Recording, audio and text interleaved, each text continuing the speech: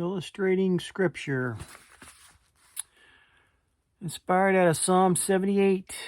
We will tell the next generation the praiseworthy deeds of the Lord, His power, and the wonders He has done.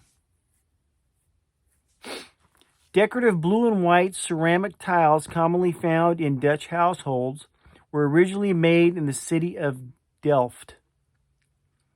They often depict familiar scenes of the Netherlands, beautiful landscapes, ubiquitous windmills, and people working and playing. In the 19th century, Charles Dickens wrote in his book, A Christmas Carol, how these tiles were used to illustrate the scriptures.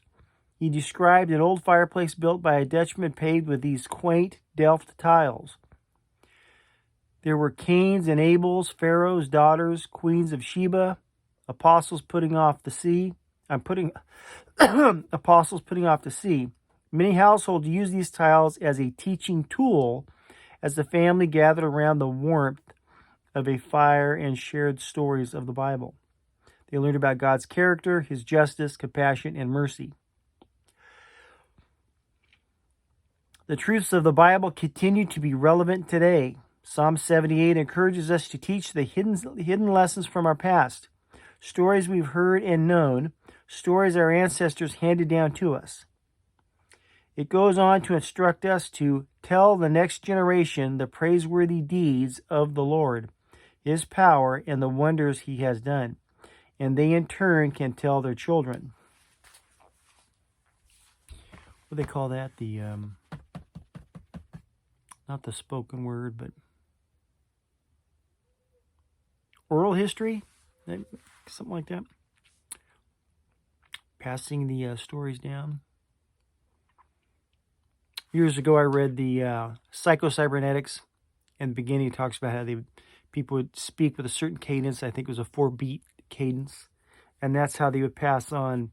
You would put to memory speaking in such a way, reading in such a way, and you put to memory huge amounts of text. And that way, they didn't have the books, so you had to keep a certain amount of, so many pages of material in your mind, and you'd pass that on. And it was in the beginning of Psycho-Cybernetics, I remember. With God's help, we can find creative and effective ways to illustrate the truths of Scripture to each generation as we strive to give God the full honor and praise He deserves. That's interesting. God's help, we can find creative, effective ways. I don't think it's a problem, but it's not illustrating the Bible is not the problem. Maybe getting people interested in faith, that might be the issue. But the biggest one is once we get lost in interpretation and there's so many, it's the truth gets so buried. We can find creative and effective ways to illustrate the truths of the Scriptures. What ways have you found effective in illustrating the truths of the Bible? Who needs to know about the praiseworthy deeds of God? Well, you better start with your children. Loving God, show me ways to illustrate what I've learned from Scripture so others may know of your wonders.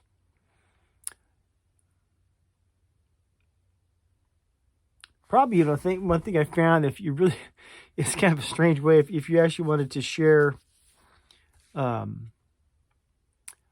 what you do as far as faith, is when people see you reading. I used to read, I need to start doing this again. I used to sit at work at a cash register as basically a cashier with a Bible open, and I would be reading, and I can't tell you how many people, what do you read? What part do you read? And this or that. What church you go to about this and that. And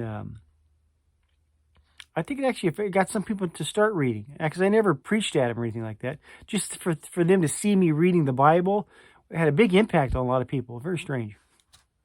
Love you. God bless.